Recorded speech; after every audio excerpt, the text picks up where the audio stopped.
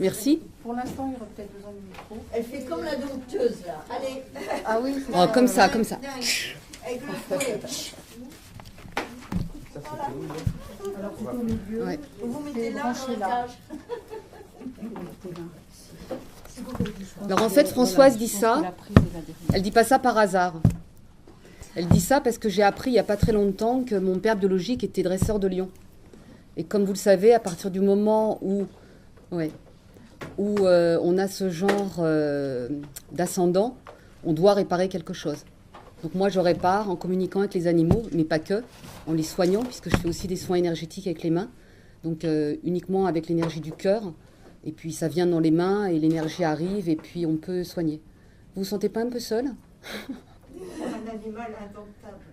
Je vois ça, je vois ça. On va faire une communication pour vous faire bouger jusque-là en téléportation. Bonjour. Non, puis il y a un don familial. Il y a un talent et il y a une communication avec. Sans t'en rendre compte, c'est une communication merveilleuse avec lui, son métier, sa passion, parce qu'il faut être passionné pour être dans une cage au fond, puisque moi j'ai une famille de cirque, hein, je te l'ai dit, moi je suis du cirque à main. Eh bien, c'est vraiment très important de savoir qu'aussi c'est vie et mort. Vie et mort. Tout le temps, hein, dans la cage de loup, c'est vie et mort. Bonjour. Faut pas rigoler. Hein. Avec les fauves, c'est vie et mort. C'est comme un champ de bataille tous les jours. C'est ça. Allez, on démarre. Ah oui. Donc on était en train de parler de dons. À moins de 10, je te dis pour les questions-réponses. Oui. Hein, je te fais un petit... Donc j'aimerais beaucoup avoir un don. Ce n'est pas le cas. Je n'ai strictement aucun don. On a tous la fonction télépathie depuis notre naissance. On est né avec. À partir du moment où vous étiez enfant, vous aviez vous aussi la télépathie avec les animaux et les humains. Qu'est-ce qui s'est passé ? En grandissant, vous avez été conditionné. Vous avez été tellement conditionné comme moi qu'à un moment donné, on a perdu cette fonction comme beaucoup d'autres fonctions. En gros, on savait faire plein de choses et en devenant adulte, on se ferme. On pense que d'être conditionné, c'est très très bien et on abandonne tout ça. Donc moi, quand j'étais enfant, j'ai eu la bonne idée de dire que je communiquais avec les animaux. Et on m'a dit, mais tais-toi ma pauvre fille, parce que là, tu commences à faire des choses qui ne sont pas très correctes. Donc j'ai arrêté de parler. J'ai arrêté de parler aux humains et aux animaux jusqu'à l'adolescence. Et à partir de l'adolescence, il s'est passé des choses comme pour tout le monde. Et à partir de là, j'ai pu redémarrer, retrouver la parole. Parler, pour moi, c'est pas quelque chose de naturel. J'ai du mal à exprimer les choses. Je les exprime beaucoup mieux si je ferme les yeux et que je vous envoie des informations. Donc, pardonnez-moi si je bug. Pendant les stages, je bug aussi. J'ai du mal à trouver mes mots parce que c'est pas quelque chose qui m'a été enseigné correctement. Donc, quand j'étais enfant, donc j'ai arrêté de parler. Et puis beaucoup plus tard, enfin pas tellement finalement, j'ai mon père qui est tombé gravement malade. Donc pas celui-là, mais le père qui m'a élevé. Et il a perdu la parole. Donc comme il a perdu la parole, on a communiqué par des signes de plongée. Et à un moment donné, c'était pas suffisant. Et puis là, la télépathie s'est repartie. En fait, j'ai reconnecté. Et je me suis réveillée par rapport à ça. Donc j'ai reconnecté à qui j'étais enfant. Et là, on a pu parler par télépathie. Et c'est ça que je vous propose. Pendant les stages, c'est ça que je vous transmets. C'est juste vous réveiller pour qui vous étiez étant enfant et retrouver le petit enfant qui est forcément à l'intérieur de vous. Bon, il y a beaucoup de thérapeutes dans la salle, vous le savez. Notre enfant intérieur. Et une fois qu'on l'a retrouvé, on se reconnecte à la nature, aux animaux et aussi aux humains. Pourquoi ? Parce qu'on va fonctionner uniquement avec le cœur. Et à partir du moment où on est dans le cœur, on fait de la magie. Et quand on est dans la magie dans la langue des oiseaux, qu'est-ce que ça veut dire ?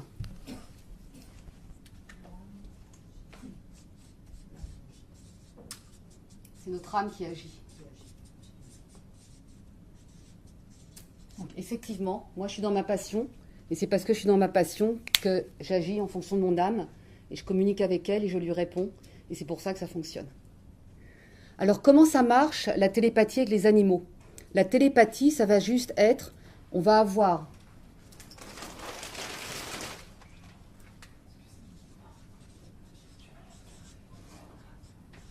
Ça vous plaît ? Alors, on a un émetteur, on a un récepteur. Un émetteur, un récepteur. C'est que ça, la télépathie. C'est rien d'autre. On envoie de l'information. Alors, on ne va pas envoyer de l'information avec des mots. On va envoyer de l'information parce qu'on va être dans un état différé de conscience. Et en étant dans cet état, on va actionner nos 5 sens. Nos 5 sens. Alors, le 6e, c'est quoi ? C'est l'intuition, c'est le ressenti. Donc, on ferme les yeux, on envoie les informations et l'animal nous répond. Alors, concrètement, comment ça se passe? Là, je vous ai dit l'essentiel du fonctionnement. Après, il faut se réapproprier, etc. Donc, on est en face de l'animal ou pas, puisque je travaille beaucoup sur photo. Pendant les stages, on travaille essentiellement sur photo pour être avec soi-même. Avant de communiquer avec des animaux qui vont bouger dans tous les sens, il faut d'abord être enseigné et puis se retrouver soi-même. Donc, pour ça, il faut être au calme. Donc, les stages ont toujours lieu dans des endroits où on est dans le calme, si possible dans la nature. Dans la région, on en trouve. C'est pas toujours évident de trouver des lieux sympas pour faire ce genre de choses et surtout très calmes. Il y a toujours des voitures, des machins et ça peut déranger. Qu'est-ce que je disais avant? Tu dit le sixième sens. On développe le sixième sens. Voilà, ça y est. Donc, une fois que je vais être avec l'animal, je vais écouter spontanément ce qu'il va me dire. Et c'est ça le plus important. Au moment T où je suis avec lui, qu'est-ce qu'il a envie de me transmettre comme message? Et il va me parler de ce qu'il vit actuellement. Alors, la première chose qu'il va me dire, c'est, tu sais, franchement, les humains, ils comprennent rien. Alors, ils ont l'impression de pouvoir communiquer. Tous les humains qui ont des animaux vont vous dire, mais je communique déjà avec. En réalité, ils transmettent de l'information à l'animal. L'animal le reçoit, mais à aucun moment ils entendent la vie de l'animal. Et c'est ça, moi, qui m'intéresse. C'est qu'est-ce qu'il pense, lui. Moi, j'ai envie que ma litière rouge, elle soit à côté de la cheminée. J'ai pas envie qu'elle soit à l'autre bout de l'appartement. Alors, je fais pipi caca au milieu du salon. Eh oui. Donc, si on n'entend pas que c'est comme ça que lui veut fonctionner, c'est pas très grave, en plus. C'est vraiment un petit détail. Il y a des choses plus importantes. Alors, qu'est-ce qu'ils vont nous dire, les animaux? Ils vont nous parler des petites choses de la vie, comme ça. Je voudrais que ma litière soit rouge et soit à côté de la cheminée. Mais ils vont surtout nous parler de leur humain. Et là, c'est un grand moment. Alors, il y a deux solutions. Soit on est prêt à entendre, soit on n'est pas prêt. Si on est prêt, on va apprendre des choses sur nous-mêmes. Parce que les animaux, qu'est-ce qu'ils font toute la journée? Ils nous regardent. Ceux qui ont des animaux, vous pouvez ouvrir les yeux à un moment donné, vous le voyez, il est là, il vous regarde, et il vous connaît mieux que vous-même. Donc, ça veut dire qu'ils vont vous donner des conseils. Ils vont vous accompagner. Donc, on a des animaux guides, mais pas que. Et là, en général, on me dit, oui, mais je ne comprends pas, quand un animal est martyrisé, maltraité, etc., pourquoi? Il a fait un choix. Donc nous, qu'est-ce qu'on va faire en tant qu'être humain? On voit un animal, par exemple un chien qui va être battu dans la rue, on va monter, la colère va arriver, on va aller voir l'humain, on va lui dire, mais qu'est-ce que vous faites là? Et là, l'humain va monter sa colère et on ne va rien régler. Donc, dans ces cas-là, soit on fait des grandes manifestations comme on fait régulièrement à Marineland et on entretient cette haine et on fait monter la colère et on n'obtient rien. Parce que les gens qui arrivent à Marineland le jour où on est avec nos pancartes en train de défiler, ils nous montrent leur ticket en disant moi j'y vais. Pourquoi? Parce qu'on leur a rien expliqué. On est juste venu revendiquer quelque chose. Donc je reviens à mon chien qui est maltraité dans la rue. Donc on va voir l'être humain, ok, mais si le chien a décidé qu'il devait vivre ça, il a simplement décidé d'avoir une mission de martyr. C'est son choix. Donc les animaux ont toujours, mais toujours une mission à partir du moment où ils sont quelque part. Tout le temps. Alors, ils ont une mission en général avec une personne de la famille. Donc là, il peut y avoir même 5 personnes dans une famille et l'animal va être en lien avec une des personnes. Ou 2, maximum. Hier, on a eu sur le stand une dame qui est venue avec sa fille. L'animal était en lien avec les 2. Et en fait, l'animal joue au ping-pong. Il passait de l'une à l'autre comme ça. Et à chaque fois, il disait un truc sur elle, un truc sur elle. Et ça répondait. Et en fait, il fallait passer le message aux 2. Donc, systématiquement, une mission. Alors maintenant, vous avez des questions par rapport à ça? Est-ce que je voudrais vous faire vivre autre chose? Oui, une question, parce que là, vous parlez d'animaux domestiques, mais par exemple, tous les animaux qui sont dans les fermes, les animaux qu'on élève pour être abattus après, tout ça, est-ce que c'est la même mission? Est-ce que c'est une mission différente? Alors, il y a deux choses. Il y a les animaux dans les fermes, et il y a les animaux qui sont amenés à l'abattoir. Oui, oui, tout à fait. Qu'est-ce qu'on fait? On en parle? Vous voulez vraiment en parler? C'est juste pour ce terme de mission, quand vous dites que l'animal a une mission. Ils ont une mission de martyr. Ils ont décidé de faire prendre conscience aux humains de ce qu'ils font. Donc aujourd'hui, on a un éveil de conscience par rapport aux abattoirs. On a de plus en plus d'échanges, on a de plus en plus de secrets qui sortent des abattoirs, mais on est loin d'être arrivé au bout. Parce que malheureusement, il y a beaucoup d'humains qui pensent que de manger un animal, c'est pas un être vivant. Donc quand on en parle, quand on échange sur le sujet, c'est pareil. Inutile de rentrer dans le jugement. Je considère toujours qu'à aucun moment, on doit apporter du jugement, même si c'est pas facile. Non, parce qu'on a la mémoire archaïque de l'homme qui mangeait avant tout de la viande. au départ. Tout au départ, ils cueillaient dans les arbres, hein, les fruits. Même avant de cueillir. C'est, Même avant de cueillir. Et après, ils ont été déplacés dans des régions où il y avait plus de froid. Et effectivement, ils ont commencé à manger les animaux. C'est pas utile pour l'être humain de manger des animaux. Ça, c'est pas. Moi, je suis végétarienne depuis l'âge de 8 ans. Et voilà, je suis en bonne santé, tout va bien. Et si on doit être malade, en tout cas, la vraie raison, c'est pas parce qu'on mange pas d'animaux et d'être avec des yeux. Donc, dans les animaux perdus, on ne retrouve que 10%. Donc aujourd'hui, moi, je ne fais plus les animaux perdus. Je refuse. Pourquoi ? Parce que je me fais harceler. Je me fais harceler parce que les personnes partent du principe que s'ils m'appellent, je dois retrouver leur animal. Donc effectivement, je sais s'il est vivant ou décédé. Ça va ? Oui, ça va. Je sais dire ce qu'il y a autour, puisque l'animal va montrer qu'il y a de l'herbe, un fossé, etc., à peu près où il est, mais à aucun moment il va me dire je suis au 321 avenue machin. On me l'a demandé, hein. On m'a même demandé le numéro de téléphone des gens chez qui il était. Hein. Donc les animaux ne savent pas compter. Hein. C'est bon à savoir. Donc là, qu'est-ce qui se passe ? Dans le cas de l'animal perdu, ou dans ce cas-là, c'est que l'animal a une mission à un moment donné.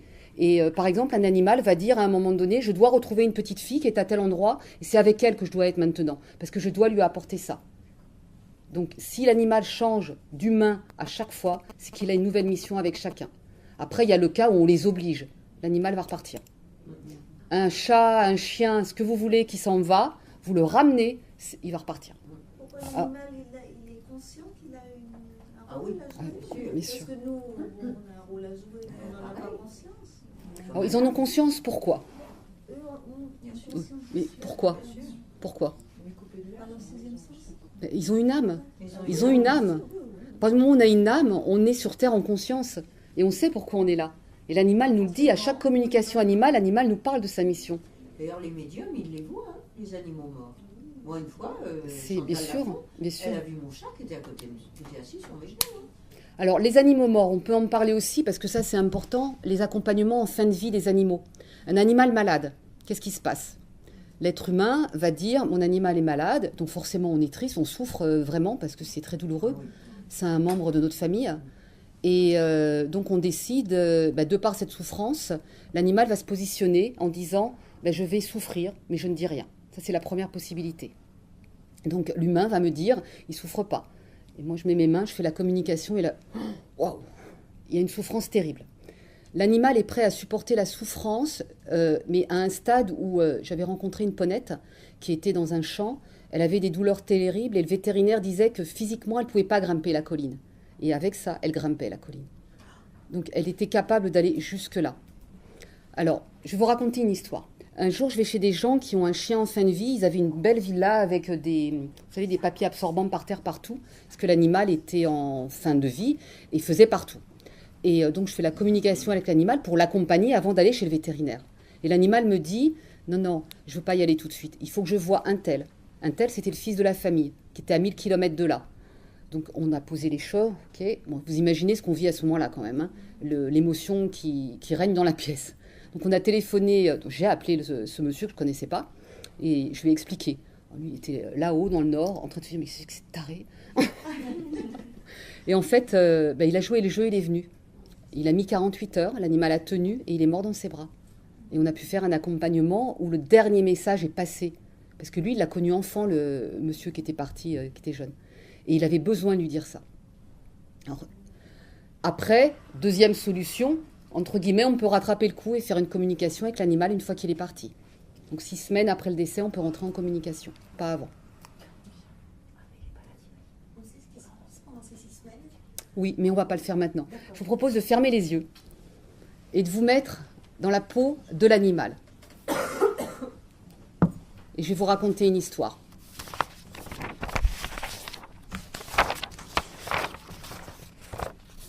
C'est pour vous montrer jusqu'où ça peut aller.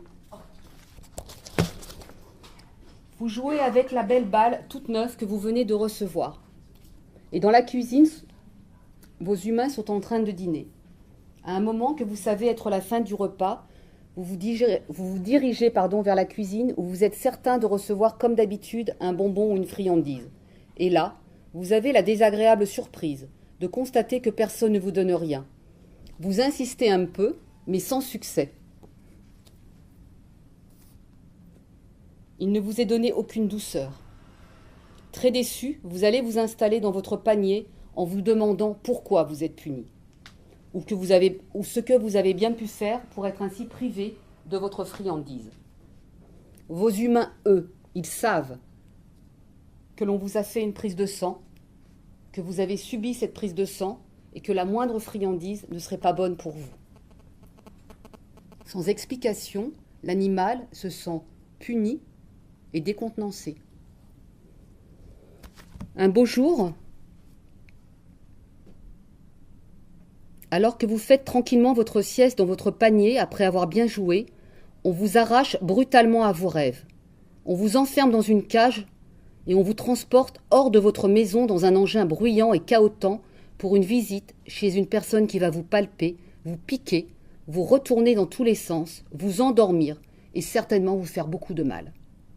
Votre humain sait qu'il vous a seulement emmené chez le vétérinaire pour une visite de routine et que dans quelques heures, vous serez de nouveau retour à la maison.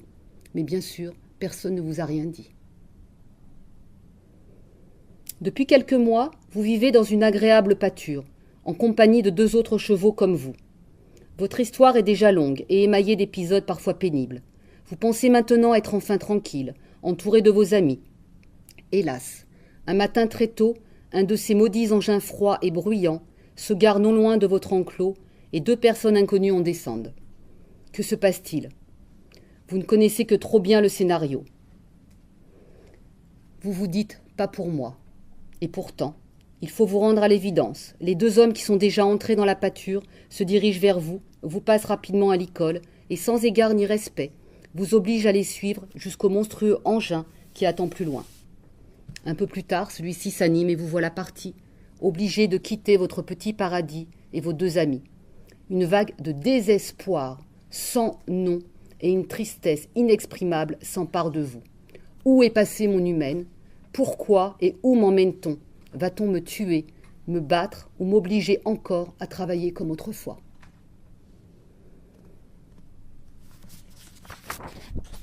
J'arrête parce que vous allez tous pleurer.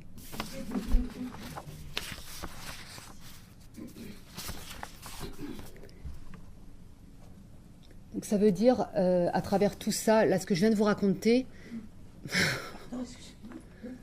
c'est que on fait subir aux animaux, tous les êtres humains font subir... Arrêtez, je vais pleurer. On fait subir aux animaux parce qu'on n'est pas conscient. Et uniquement parce qu'on n'est pas conscient. Tous les êtres humains qui ont des animaux, qui les adorent, qui sont dingues d'eux, qui vont pleurer pendant 10 ans après leur décès, font des choses de façon inconsciente. C'est l'intérêt de la communication animale, c'est ça avant tout. C'est d'entendre leur avis et ce qu'ils ont à nous dire. Donc ça, donc c'est mon quotidien, bien sûr. Donc petit à petit, vous pouvez faire votre petite goutte d'eau du colibri. C'est le nom de mon association, la goutte d'eau du colibri. Je vous raconte l'histoire brièvement parce que chacun de nous, si on s'occupe que d'un animal, même l'animal de notre voisin, on fait notre part. Et c'est l'histoire du petit colibri dans la forêt. Il a des petites ailes, il va très très vite comme ça. Et il y a un incendie.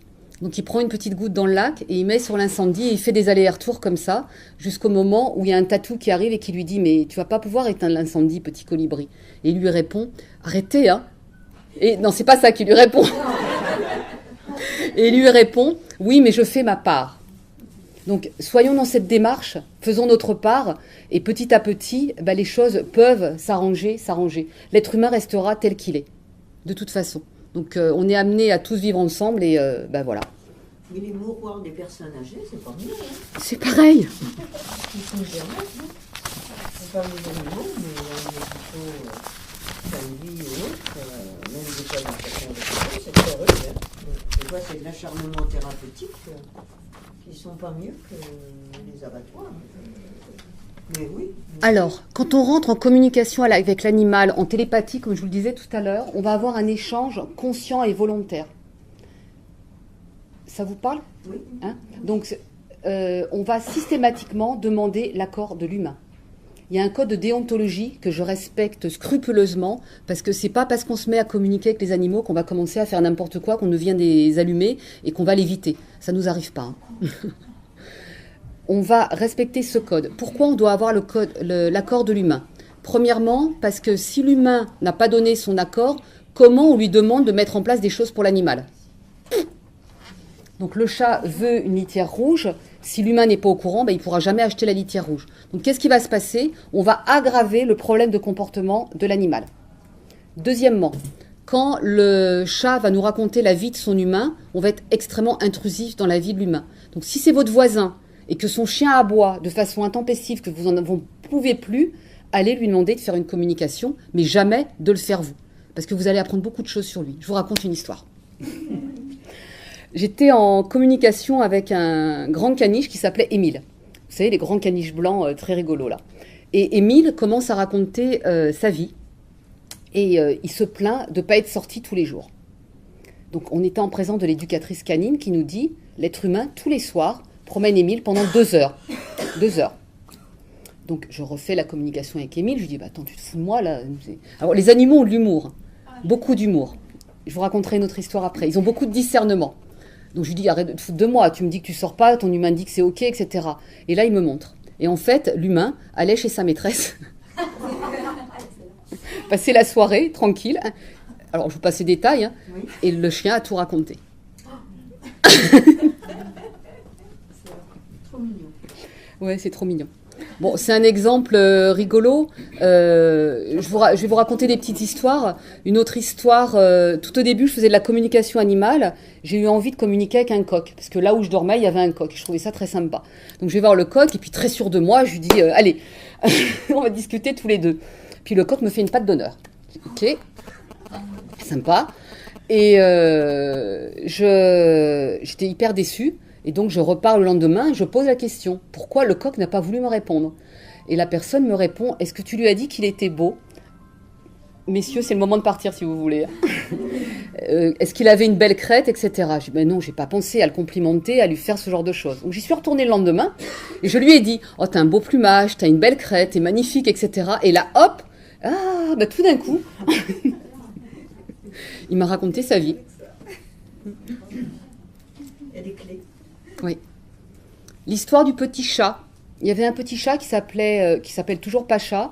Et comme on lui a rien expliqué, tout d'un coup, il voit un bébé arriver dans la famille. Qu'est-ce qu'il fait? Il voit ce truc-là qui arrive dans la famille, qui a une odeur particulière, qui ne sent pas toujours bon. Le chat, il se met à attaquer le bébé. Donc, les gens, qu'est-ce qu'ils font? Ils m'appellent. Et puis, le chat m'explique ce que je viens de vous dire, que ce truc-là, ça ressemble à rien, qu'il ne comprend pas, etc. Et en communiquant, tout ça pour vous raconter que grâce à la communication animale, on a pu négocier. On a négocié avec l'humain, avec le bébé et avec le chat. Ça a été réglé dans l'instant. À partir du moment où le chat a compris que le bébé était important pour les humains et que s'il continuait, de toute façon le mari l'avait décidé de le virer, tout est rentré dans l'ordre. Alors ce chat, il est resté caractériel, parce qu'il est caractériel dans l'âme, mais il n'a plus jamais attaqué la petite fille qui aujourd'hui a 7 ans. Et c'est son meilleur ami. Alors, ça c'est par rapport au nom. Non, c'est pas du tout anodin, je suis tout à fait d'accord. Bien sûr, pour lui. Les noms qu'on donne à nos animaux sont très importants, mais il nous en parle de temps en temps. Je ne sais plus ce qu'on avait vu comme exemple récent. Ah oui, Glouglou. Sérieux, Glouglou. L'animal, il me dit, je m'appelle Glouglou, quoi. L'animal, c'était un guide spirituel, il s'appelait Glouglou. Donc, c'est vrai que ça a des conséquences. Ça a des conséquences importantes au niveau du nom, mais il faut également comprendre que l'être humain, qu'est-ce qu'il va faire? Il va dire, là, j'ai un cocker. Le cocker, par définition, il a l'air triste. On regarde un cocker, il a toujours l'air triste. En fait, à l'intérieur de lui, il est pété de rire. Et l'être humain, il vous dit, mon cocker est triste, qu'est-ce que vous pouvez faire? Mais il est pété de rire. Donc, c'est en fait tout ce que voit l'être humain, il a cette tendance à dire c'est juste parce que je le vois. En réalité, il a oublié que de l'autre côté, il y avait une autre facette, et que c'est cette facette-là qui est intéressante. Et ils ont des expressions aussi. Des expressions tristes, quand vous partez, on voit bien que le chien est triste. Ou pas. On va l'abandonner, Ou c'est pas. comme si on l'abandonnait. Oui, des Ou fois, pas. ça fait de l'oxygène. Alors. De mes mères à chien, des fois. Ils en ont Ah, marre, non, des Ou mémères. pas, il y en a qui aiment. Il n'y a pas de Oui, c'est généralité. sûr, Il n'y a pas de mais il y généralité. en a, on le sent, ils sont mieux chez moi que chez la maîtresse. Elle me dit, mais comment ça se fait avec moi? Il fait ci, il fait ça, et vous ne faites pas. Parce que moi, je lui fous la paix. Alors, ok, c'est un bon exemple. Donc, il est chez Françoise, l'animal va bien. Il est chez son humaine, il va pas bien. Qu'est-ce qui se passe? C'est son humaine, l'autre personne. Il est simplement en train de transmettre un message à son humaine d'un comportement inadapté qu'elle a, qui est important. Tant qu'elle ne prendra pas conscience, l'animal va mourir. Okay, au bout de 10, 15 ans, l'animal meurt. On va lui représenter un animal avec la même problématique. Il va retourner chez Françoise, il sera très très bien. Il sera chez son humaine qui a toujours rien compris. Et on va lui représenter la même problématique. J'ai eu un cheval, comme ça, pas moi. C'est une personne qui m'appelait pour un cheval. Elle était à son 2e cheval. Dès que le cheval arrivait chez elle en bonne santé, il tombait malade d'un cancer, il mourait. 2 fois, 3 fois. Donc elle me fait faire des communications en plus. Donc elle connaissait très bien la problématique. Aucune prise de conscience à ce moment-là. Au bout du 3e cheval, ça a fait le tour. C'est la plus grande qualité quand on travaille avec les animaux, c'est la patience. Oh, je ne vous parle pas des êtres humains. Au bout de la 3e fois, elle a entendu, elle a ressenti avec son cœur la problématique était importante et profonde. Et là, le cheval est toujours en vie. Ça va jusque-là. Ils sont prêts à aller jusqu'au bout et à mourir pour nous. Mon chat, il est mort à la mort de mon mari. Au niveau, Il a tout pris. Il a tout pris de son cancer. Alors, voilà, c'est là où je voulais en venir. T'arrêtes de lire dans ma tête ? Oui, mais c'est bien. Alors, les maladies, à partir du moment où l'animal va absorber nos émotions, il va absorber nos maladies. Alors là, l'être humain, il me dit, putain, c'est une catastrophe. Mon chat, il est mort d'un cancer, c'est de ma faute. Ok, donc vous allez être coupable. Faut arrêter. Et à partir du moment où on se sent coupable, on va émettre des émotions à nouveau négatives. Et qui est-ce qui va récupérer ça ? C'est l'animal. Allez hop, un petit peu plus d'émotions négatives, et puis je vais prendre un peu plus. Alors, il y a 3 possibilités dans ce cas-là. Soit l'animal ne prend rien, parce qu'il est là pour apporter du fun. Sa mission, c'est d'apporter du fun et de la joie dans la famille. Donc là, il ne prendra pas la maladie, parce que ça n'est pas utile pour régler quoi que ce soit. Deuxième possibilité, et je dirais qu'entre guillemets, c'est la plus drôle, c'est que vous avez le chat qui prend ou le chien qui prend la moitié de la maladie et l'humain à l'autre moitié.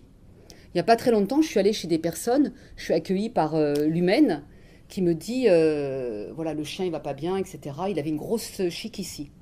Donc je commence la communication et puis tout d'un coup je vois l'humain arriver, il avait la même chique au même endroit. Alors c'est drôle parce que c'est extérieur, mais quand c'est à l'intérieur on ne voit pas et on ne peut pas le savoir. Alors il faut aller voir un vétérinaire, avoir une maladie déclarée. Si ce n'est pas déclaré, on ne peut pas le savoir. Le seul moyen, c'est de faire une communication animale. Et 3e possibilité, je n'ai pas perdu le fil, c'est que l'animal prend toute la maladie. Et à partir du moment où il prend toute la maladie, l'humain va dire « c'est pas ma faute ». Non, mais c'est l'humain qui a le conflit. Et tant que le conflit n'est pas réparé, il va prendre un autre animal qui va mourir du même cancer, au même endroit. Et c'est comme je disais tout à l'heure, ça peut durer. Moi, je reviens sur la parenthèse parce que mon mari adorait les chats. Il avait 2 chats et moi 2 chats quand on s'est connus.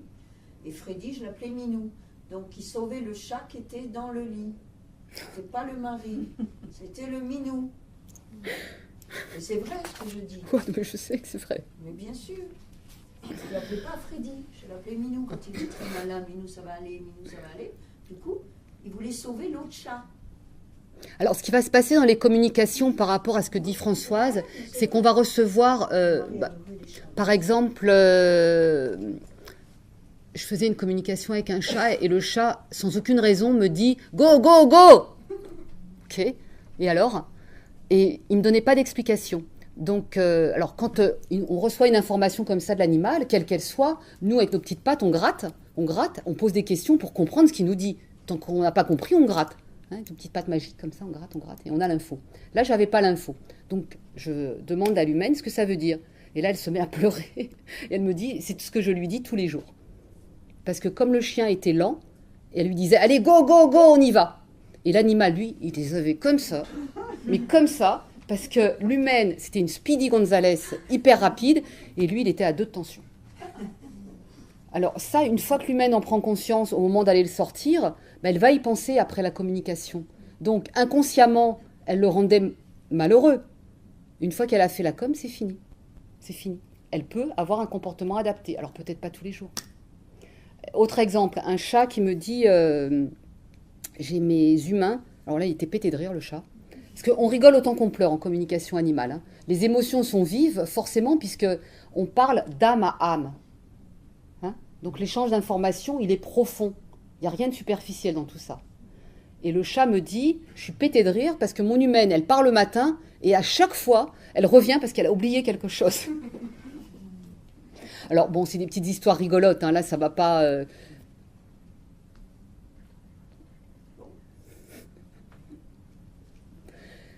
le poney, je voulais vous parler tout à l'heure d'un poney parce que je vous parlais de l'humour des animaux. Donc je fais une communication avec un poney. Alors là, c'était une communication sur photo. On a les mêmes résultats sur photo à distance qu'avec l'animal en présence. Une communication, ça dure en moyenne 1 heure, 1 heure et demie, parfois 2 heures, parfois 2 heures et demie, hein, en fonction de ce que va dire l'animal, mais surtout de ce que va entendre l'être humain. L'objectif à la fin de la communication, c'est que tout le monde soit d'accord, qu'on puisse négocier, qu'on trouve un accord. Parce que l'être humain, lui, qu'est-ce qu'il va vouloir? Puisque c'est comme le maître, hein. C'est le maître. Donc lui, il va vouloir imposer son pouvoir, et on va me demander de dire au chat ou au chien, bah, s'il te plaît, toute la journée dors pendant que je travaille. Et oui. On va leur imposer des choses qu'ils ne sont pas capables de nous donner parce qu'on ne respecte pas la physiologie de l'animal. Parce qu'on n'en a pas conscience et qu'on veut que ça fonctionne comme ça. Donc je reviens à mon poney. Alors le poney il s'appelle Coco. Déjà, il n'aimait pas son prénom. C'était vraiment un très joli poney. Et pendant la communication, il me dit « je suis paralysée ». Et moi, je sentais, je ne pouvais plus bouger les jambes. Je sentais, c'était impossible de bouger. C'était comme ça. Et donc, j'étais avec l'humaine au téléphone et je lui dis « votre poney, il est paralysé, il a un problème de santé. Qu'est-ce qui se passe ?» Il me dit « rien du tout, pas du tout. Il n'a aucun problème, mais là, vous m'inquiétez, je vais quand même aller voir. » Et le poney continuait à être figé comme ça. Donc là, avec mes petites pattes magiques, je gratte. Je lui pose des questions. Et il restait campé sur ses positions, le poney. Hein. Ça a duré au moins 5-10 minutes. Et au bout de 10 minutes, il me dit « je te fais une blague. Okay. » Et qu'est-ce que tu veux dire? Je voudrais expliquer à mon humaine qu'elle arrête d'être aussi psychorigide dans la vie. Tout simplement. Et la nana était... Ça vous fait rire, pourquoi? Oui, parce qu'il était raide pour envoyer l'image qu'elle était comme C'est ça, c'est ça. Voilà, Oui. ça. Mais ce qui était excellent derrière, c'est que le poney, après... en fait, il voulait vraiment passer le message, mais avec humour, parce que comme elle était psychorigide, il savait que s'il faisait autrement, ça ne marcherait pas. Donc, il a raisonné. Hein, il a raisonné. Alors, quand je dis « il raisonne », les animaux n'ont zéro mental. Il n'y a pas de mental. Ils sont dans le moment présent, alignés en permanence. Tout le temps. Tout le temps. Ils sont dans un état de conscience. Nous, on est soit en état d'éveil. Alors, les êtres humains, c'est excellent, parce que quand on est en état d'éveil, on est en mode bêta.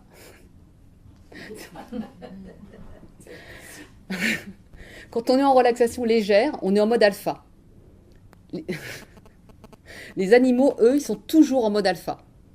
Tout le temps. Et dans le moment présent. C'est pas pour ça qu'ils vont pas nous parler de leur passé. Ils vont nous raconter ou pas ce qu'ils ont vécu avant. Il y en a qui ne veulent pas raconter parce que c'est trop dur.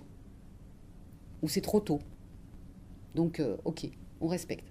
Donc, étant donné qu'ils sont en mode alpha en permanence, vous avez dû voir vos animaux, ils dorment jamais vraiment. Ils sont tout le temps entre deux. Et même à un moment donné, s'ils commencent à... Vous les voyez bouger, ils vont commencer à faire un cauchemar, ils vont bouger et très rapidement, ils se remettent. Parce qu'ils sont toujours sur l'œil. Pourquoi? Parce qu'ils sont là pour nous. Pas nous surveiller, nous... Non, non, nous protéger. Mais c'était pas ce mot-là que je cherchais, mais peu importe. Et c'est pour ça qu'ils nous regardent en permanence. Parce qu'en nous regardant, ils captent toutes les informations et toutes les émotions. Et ils peuvent nous dire, là, putain, faut que tu fasses autrement, quoi. Si tu continues comme ça, c'est bon, le mur, il y est. Alors, on a des animaux thérapeutes qui sont là pour nous soigner. C'est pour ça que vos chats, à un moment donné, vous allez ressentir une émotion et ils viennent se positionner sur vous. Tout d'un coup, vous ne savez pas pourquoi, ils vous regardent, puis vous dites, c'est bon, j'ai fait mon travail, je m'en vais. Ou alors, ils vont vous faire la pâte à pain.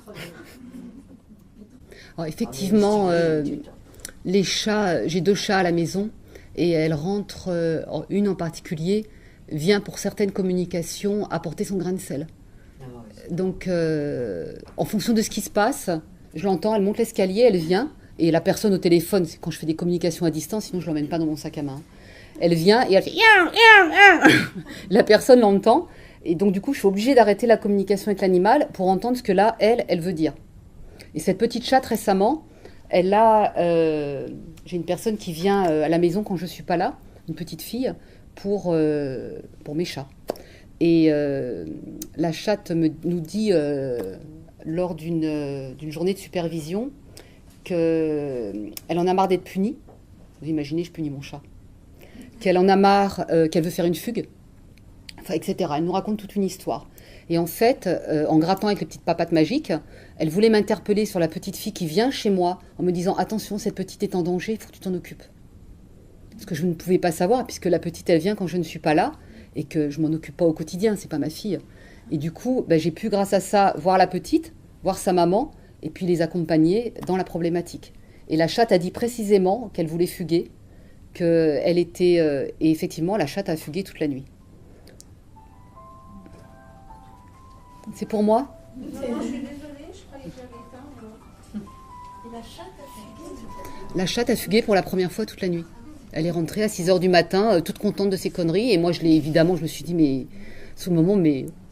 Et en fait, après, elle a tout expliqué. Comme si ça suffisait pas qu'elle vous ait passé le message, elle a en plus voulu... En fait, elle pouvait ne pas... Parce que moi, je ne vais pas tous les matins lui demander « Qu'est-ce que tu as à me dire ?» hein. Donc là, c'était important de le faire à ce moment-là. Donc elle a fait quelque chose, une action physique, pour que je puisse entendre et l'interpeller, tout simplement.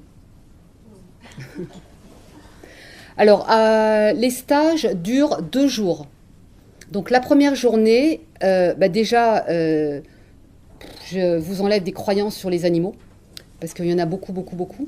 Et on fait beaucoup d'exercices pour vous amener petit à petit à cet état particulier qui vous permettra à la fin de la première journée de faire une communication avec l'animal. Donc dès la fin de la première journée, c'est bon, vous avez tout ce qu'il vous faut, vous êtes armé. Et le lendemain, on fait de la pratique toute la journée. Donc ça veut dire que pendant tout le stage, vous allez repartir en fait avec tout le bagage nécessaire, mais complètement. Vous êtes complètement autonome à la fin du stage pour pratiquer derrière. Après, il y a 2 types de stagiaires. Il y a ceux qui pratiquent et ceux qui disent ok, c'est génial, mais et qui arrêtent. Donc c'est comme si vous vous entraînez pour aller faire le marathon et puis que du jour au lendemain vous arrêtez, vous n'allez jamais le gagner le marathon. Là c'est pareil, il faut pratiquer derrière.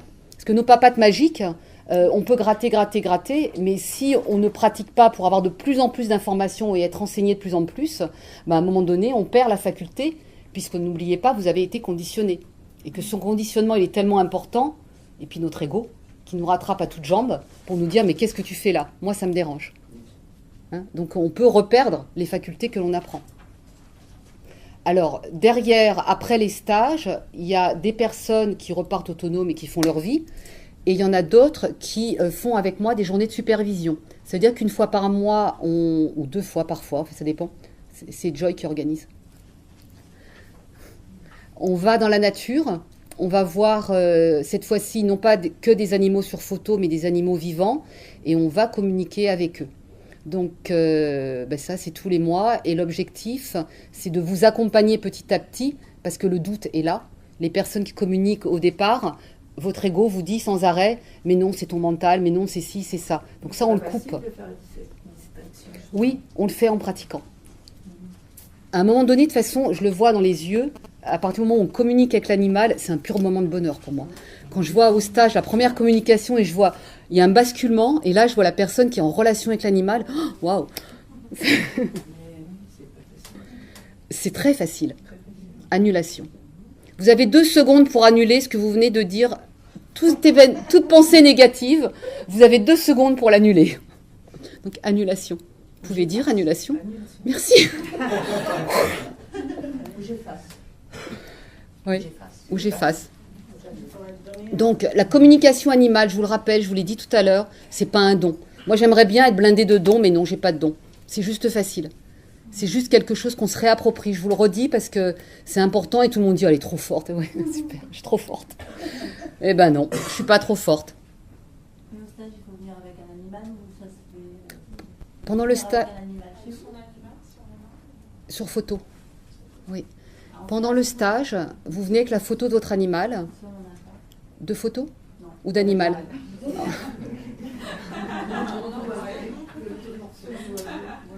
C'est pas grave. Si vous n'avez pas d'animal, vous pouvez apprendre à communiquer avec eux et ensuite vous communiquerez avec les animaux des autres. Pendant le stage, vous allez communiquer avec tous les animaux des autres stagiaires. Pourquoi? Parce que si vous communiquez avec votre animal, vous allez avoir toutes les émotions et tout ce que vous savez qui va rentrer, et votre mental, il va être super ravi de vous envoyer des informations complètement erronées. Donc non, ça ne marche pas comme ça. Alors, de toute façon, même si vous communiquez avec votre animal, et que ça nous est arrivé à une journée de supervision il y a une semaine, on a une personne qui prend la photo d'un animal et qui nous fait un compte-rendu de sa communication. Et mais qu'est-ce qu'il me raconte? Et en fait, elle s'est trompée de chat. Donc, à partir du moment où vous êtes... c'est l'heure? C'est encore 10 minutes. Ben, ça va. C'est question-réponse, oui, mais les gens arrivent. Hein, voilà. D'accord. Ben, ils peuvent rentrer. Je gère. Oui, ils ne veulent pas. D'accord. C'est bon. Il n'y a pas de souci. Je ne sais plus ce que je disais. Donc quand on arrive en stage et qu'on s'est trompé de chat. Oui, voilà. Donc, ça arrive une fois sur 10 000. Hein. Mais, heureusement. À partir du moment où ça arrive et que vous êtes en journée de supervision, bien évidemment, moi, je suis là pour vous accompagner. C'est pour ça que je dis qu'il faut pratiquer derrière. Donc, moi, je vous accompagne dans les journées. Et il y a une deuxième possibilité, c'est que le seul moyen que j'ai trouvé pour toucher 1000 personnes en même temps, c'est Facebook. Donc, on a un groupe secret sur Facebook. Et dans ce groupe secret, les personnes font des demandes de communication à partir du moment où elles ont l'accord de l'humain, et derrière, nous, on supervise avec Joy pour voir si les anciens stagiaires qui ont fait les communications, ce qu'ils mettent, c'est pas complètement erroné. Et on corrige comme ça. Et au bout d'un moment, alors soit directement à la fin du stage pour la plupart des personnes, soit un petit peu plus tard, au bout d'un moment, tout est OK, le mental s'arrête complètement et il n'y a plus aucun doute. Parce que vous êtes validé. Alors pour être validé, il y a les propriétaires eux-mêmes qui vont vous dire des choses, de ce qu'ils savent, parce qu'ils ne savent pas tout. Vous avez bien compris qu'il y a plein de choses qu'ils ne savent pas. Ou alors, moi, j'interviens, bien évidemment. Et ça, c'est ensuite. Je vais vous demander, la photo doit être tirée sur papier ou elle peut être sur le téléphone portable, ça suffit? Alors, moi, je peux prendre la photo sur téléphone portable. Mais qu'est-ce qui se passe? C'est qu'en stage, je me retrouve avec 10 téléphones. Et après, vous n'avez plus de téléphone parce que je repars avec. Non. Donc c'est mieux de tirer. Ben, c'est pas gérable, en fait. Sur téléphone, on peut le faire, mais c'est pas gérable pendant un stage. Non. Donc sur papier, et puis il y a des personnes, parce qu'il y a des petits-enfants qui font le stage aussi, et on a un stage enfant de 7 à alors 14 ans, c'est plus des enfants aujourd'hui, mais bon. Et les petits-enfants ont souvent besoin de mettre la main sur la photo, parce qu'ils ressentent spontanément l'énergie de l'animal. Et ils sont enseignés directement, ils reçoivent en fait. Alors j'ai été surprise au dernier stage enfant, parce qu'il y avait des enfants, ça démarrait à 6 ans jusqu'à 12 ans. Et on a eu, bonjour, on a eu dans la salle des enfants qui étaient super sages, mais anormalement sages. C'était complètement dingue. Et on voyait que déjà à 6 ans, ils étaient dans un conditionnement qu'avant on avait beaucoup plus tard. Donc ils ont mis une demi-journée à se détendre. Donc on leur a fait faire des tas de trucs évidemment, mais une demi-journée pour des petits. Donc le conditionnement, il arrive... à partir du moment où on a la fonction parole, aujourd'hui, je te parle de nos jours, hein, pas avant. Dès qu'on a la fonction parole, ça y est, c'est parti. On perd complètement tout le lien avec tout ce qu'on savait faire avant. Donc ça veut dire que nous, on peut aussi communiquer, enfin vous pourrez communiquer si vous l'apprenez, avec des bébés, avec des personnes autistes, avec, comme pour mon père, hein, des personnes qui perdent la parole, et c'est exactement la même technique. Dans le métis. Même Damahan, sans mots, avec une personne. Mais tu le sais bien, toutes les deux, on le fait. Mais même les personnes âgées, puisque j'ai cette mamie de 93 ans, ma fille elle a un chien, et là elle est venue, j'ai dit amène-moi le chien, et ça fait 2 fois, et la différence de joie, de geste, tout de suite il y a un autre mécanisme qui se crée, on devrait mettre dans les hôpitaux l'animal de compagnie de la personne, parce que pour moi c'est vital. Et oui. Je milite pour. Bravo, merci. Non, mais c'est bon, il y a encore. Merci en tout cas, bravo. Une question. À partir du moment où on peut communiquer avec notre animal qui est en fin de vie, qui souffre, on suppose qu'il souffre parce qu'il y a quelque chose qui nous donne le signal. Est-ce qu'on ne se sent pas la responsabilité de lui comment dire, est-ce qu'on peut avoir un rôle pour le soulager de cette souffrance, ou est-ce qu'il faut accepter qu'il ait voulu passer par cette expérience qui le fait souffrir? Alors là, non, c'est plus du tout la même réponse que tout à l'heure. Alors, on a un animal en fin de vie.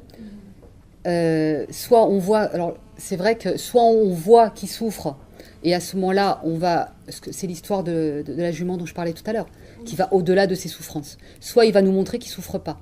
Donc grâce à la communication, on va savoir le degré de souffrance. Et c'est pour ça qu'il y a des euthanasies précoces ou tardives. Parce que l'humain, lui, décide à un moment donné, ben là, je vais l'euthanasier parce que je vois qu'il souffre.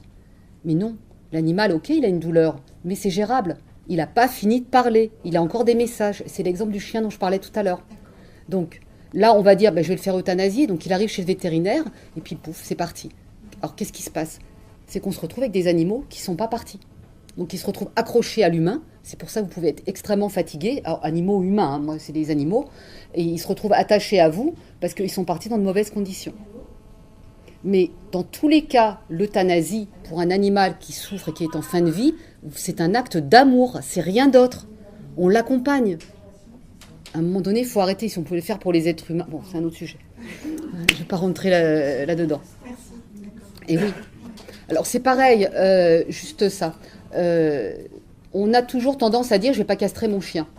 À un stage il y a quelques mois, on a un homme qui était présent, qui avait un chien entier et qui nous dit qu'il avait un comportement inadapté. Et l'humain nous dit non, mais moi il n'est pas question que je le castre, c'est impossible. Ok. Et en fait, le chien, il faut savoir que les animaux, ils ont des douleurs physiques quand ils ont des besoins sexuels qui sont, mais c'est horrible, horrible. C'est dans les rues, on entend souvent. Ben, voilà, c'est pareil. On entend comme des cris d'enfants tellement c'est fort. Alors, pour les femelles, il y a des douleurs. Pour les mâles, c'est insupportable. Mais quand je dis insupportable, quand on fait une communication avec un animal qui est dans cet état-là, vous êtes par terre, vous êtes comme ça. C'est horrible, horrible. Donc, castrer les animaux et les stériliser, c'est juste quelque chose de logique. À partir du moment où on ne peut pas leur amener une femelle ou un mâle. C'est leur rendre service et les soulager. Et puis arrêter les... Alors, il n'y a pas que ça, il y a la douleur physique. Effectivement, les petites chattes, il faut que ça cesse. Mais il y a aussi cette douleur. Et ce monsieur en question me répond, c'est insupportable pour moi, je ne peux pas le faire castrer. Et en fait, dans son histoire...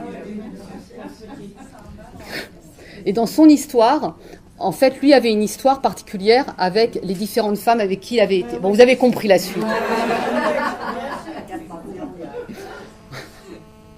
Pourriez-vous nous dire deux mots de la communication avec les oiseaux? Alors, c'est quoi votre question précisément?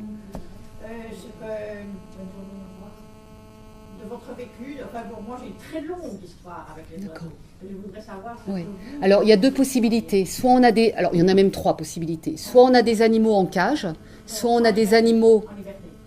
Alors, en liberté, il y a deux types d'oiseaux en liberté. Il y a les animaux en liberté, mais qui sont... comment on dit Qui ont été imprégnés et qui restent avec l'humain. C'est ça. Et ceux qui sont complètement en liberté. Donc, les informations ne vont pas être les mêmes. Oui, bien sûr, je parle d'imprégnés, apprivoisés. C'est ça. C'est apprivoisé que je cherchais.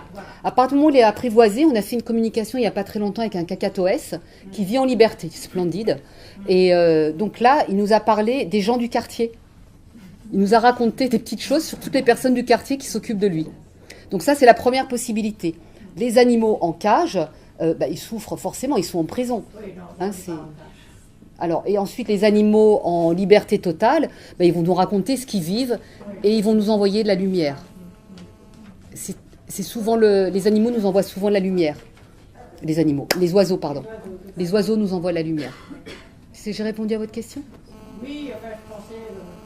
moi, j'en ai pas tellement personnellement, je voulais avoir votre avis. Voilà. D'accord. La vision Alors, de quelqu'un d'autre. quels que soient les animaux, on peut parler avec des insectes et on peut parler avec des éléphants, des animaux sauvages. Hein, on peut, si vous avez un bourdon, vous êtes en train de manger, il y a un bourdon qui arrive. Vous rentrez en communication avec lui et vous lui dites « Est-ce que tu veux bien partir? Laisse-moi manger. » Ok, il s'en va. Et puis il revient. Alors là, on va lui faire une promesse. On va lui dire « Tu me laisses finir, je mange, et quand j'ai fini, tu viendras finir l'assiette. Tu viendras lécher ce qui reste. » Et là, le bourdon est ok, hein. Il s'en va, vous respectez votre parole, vous me prenez pour une dingue, c'est bon? Ça va? Et oui. Et ensuite, le bourdon va réellement venir pour lécher la fin de votre assiette. Et oui. Moi, je fais ça avec les fourmis. Oui. Je demande aux Oui. fourmis, je leur dis respecte ma maison, ne rentrez pas dedans. Je parle à la reine des fourmis. C'est ça. Et je leur dis, vous avez le jardin, faites comme vous voulez, tout le reste est à vous. Mais dans la maison, Je ne veux pas de fourmis. à la maison, j'utilise aucun. Alors, on a juste un souci avec les moustiques tigres. C'est des rebelles, oui. En fait, c'est pire que ça. Ce sont des mutants. Donc, à partir du moment où on a affaire à des êtres vivants mutants, ils sont comme ça. Ils n'entendent rien. Donc, on a beau leur parler, leur expliquer. Alors là, c'est des pattes d'honneur, mais c'est des belles pattes d'honneur. Hein. Là, on y va. Hein. C'est infernal, infernal. Donc là, c'est vraiment le seul animal aujourd'hui qui m'ait résisté. Il est 11 heures. Ça y est ? Est-ce que vous avez une dernière question ? La date du prochain stage. On va voir sur le stand. Voilà, c'est ça. Je ne les ai pas en tête. Merci beaucoup. Bonne journée. Brigitte, où est ton stand, pardon. Le stand est là-haut. Et pas la salle qui est en face quand on sort, c'est celle qui est au fond. Hein, voilà. Et il y a de la documentation là. Je peux me permettre une question. Oui, bien sûr.